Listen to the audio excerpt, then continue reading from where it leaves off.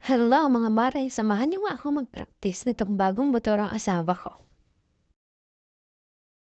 Marunong na nga ako mga mare magmotor kasi yung isa naming motor yung lagi kong ginagamit. Kung minsan nga mga mare, hinahatid sundo ko yung anak ko gamit yung isa naming motor.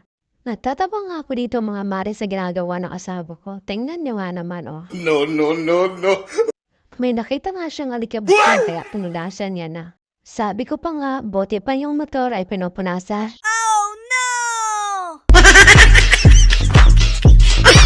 Ninibago nga ako dito mga mare. Paano ba naman kasi? Parang ang laki nitong motor na to.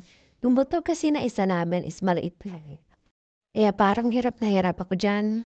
Pero dahil nga at ganusto ko yan, kailangan ko magtiis para masanay. Tiis ganda talaga mga mare. Kaya naman mga mare, ordago na nga ito. Tingnan mo nga naman at nakaandar na ako dyan. O diba, ang galida lang pala ito ay maliho mga mare. O diba, pag may gusto kayo, gawin nyo.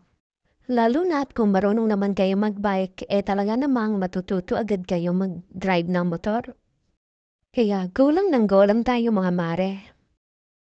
Second attempt ko na nga ito mga mare. Yun nga pala mga mare ang isa naming motor. Honda Beat nga pala yan mga mare ang isa naming motor. At ito namang aking minamaneho ay Honda Click. Bungko ba naman dito sa asawa ko talaga naman legit fan ni Honda brand. Gustong-gusto nga niya ang Honda brand, kaya naman daw kung papalarin naman ka 4 wheels, ay Honda brand pa rin ang kanyang pipiliin. Subok niya na daw kasi ito talaga namang matibay.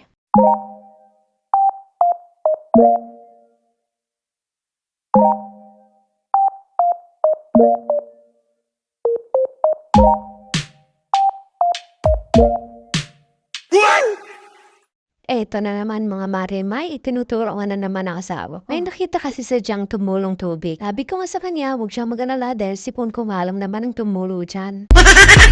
Siya sige mga mare, hanggang dito na lamang. Bye-bye!